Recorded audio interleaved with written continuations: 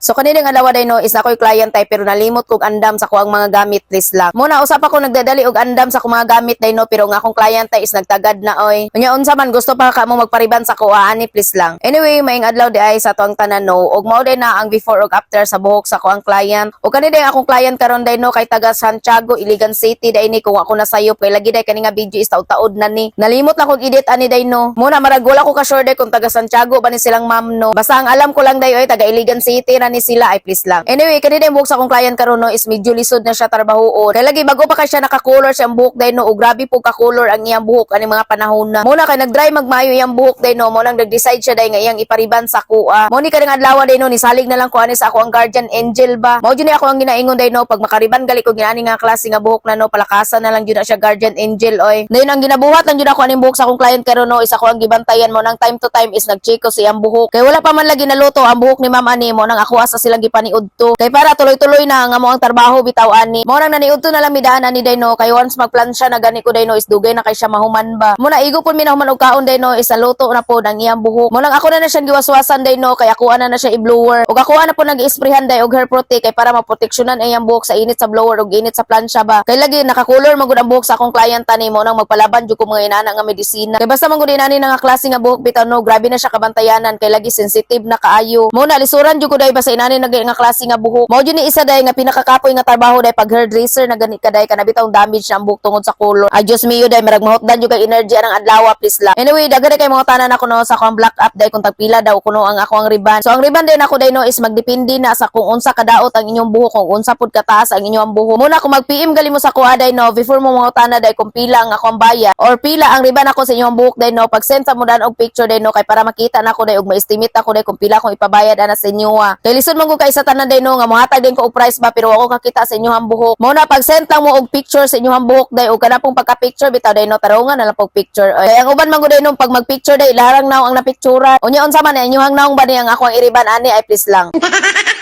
Bitaw oy pag mag-send kali mong picture sa kuha day no day talikod mo day ba day den picture din yung buhok. Kana sang makita na ko day no kung unsa pud kataas ang inyong buhok. Kay para magod ma-estimate na ko ang inyong buhok ba. Anyway day daghan ay magpariban ako sa Saray day no og Santiago. Og i-apil na lang sad po ni ang tambakan. So kana mga lugar day no is dili ko mo sulod diha day no please lang. Kumbaga bitaw day no day dili ko mo home service dihang mga lugar ba. Muna kung gusto mo magpariban sa kuha day no is kamoy anhi diri sa mo ang balay. Kay karon sa mga panahon na day no kay dili na kay ko mag home service. Kay lagi klase sa ko ang piso bitaw. Muna maka home service jud ko day no kanarang Wednesday og Saturday. Mo na kay pilingguapa makay mo sa tanan day no, mo na kamoy anhi diri oy.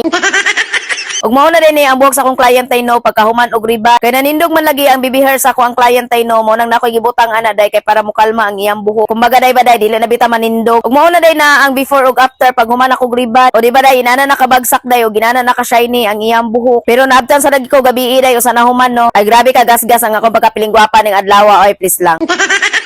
Og salamat sa day kay sa tanan sa tip maghihatag ni Ma'am sa kuha. Og anyway, mo ready to ko i-share sa inyo no. Og dire na day ko mag-end. I'm Emerly and thank you for watching. Mo nang bye mo ay.